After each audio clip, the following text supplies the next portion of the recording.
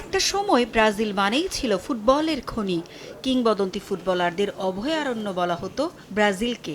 তবে পারফরমেন্সের চেয়ে নৈতিক অধঃপতনের কারণে বেশি আলোচনায় এখন দেশটির ফুটবল। রোনালদিনিও, রবিনিও থেকে শুরু করে দানি আলভেস, ব্রাজিলের ফুটবলে কালিমা এঁকে দিতে যথেষ্ট ভূমিকা রেখেছেন তারা।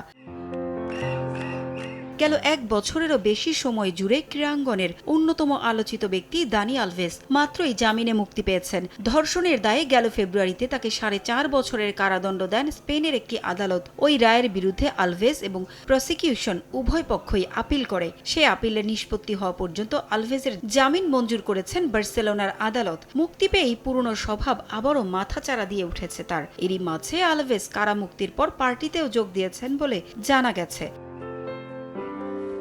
স্প্যানিশ সংবাদ মাধ্যম মার্কা এক প্রতিবেদনে জানিয়েছে, নিজ বাসায় পার্টির আয়োজন করেন আলভেস, তবে সেটি ছিল তার বাবা ডোমিঙ্গোস আলভেস দা সিলভার জন্মদিন উপলক্ষে। 40% বেশি গ্লো, বিশ্বের 1 নম্বর গ্লো ক্রিম, নতুন গ্লো এন্ড লাভলি। রাত ভোর 5টা পর্যন্ত, যেখানে তাদের পরিবার, আত্মীয় স্বজন ও আলভেসের কয়েকজন বন্ধু বান্ধব উপস্থিত ছিলেন। সব মিলিয়ে 14 মাস 5 দিন কারাগারে থাকার পর জামিনে বের হন আলভেস। বার্সেলোনার সাবেক ডিফেন্ডারের মুক্তির জন্য মিলিয়ন ইউরোর ফান্ড গঠন করা হয় বলে জানিয়েছেন কাতালুনিয়ার সুপারিয়র কোর্ট অফ জাস্টিস। সংবাদ মাধ্যমের দাবি, সেই অর্থ দিয়েছেন ক্লাবটির সাবেক তারকা footballer Memphis Depay. 10 lakh euro জমা দেওয়ার পর সাময়িক এই মুক্তি মেলে আলভেসের।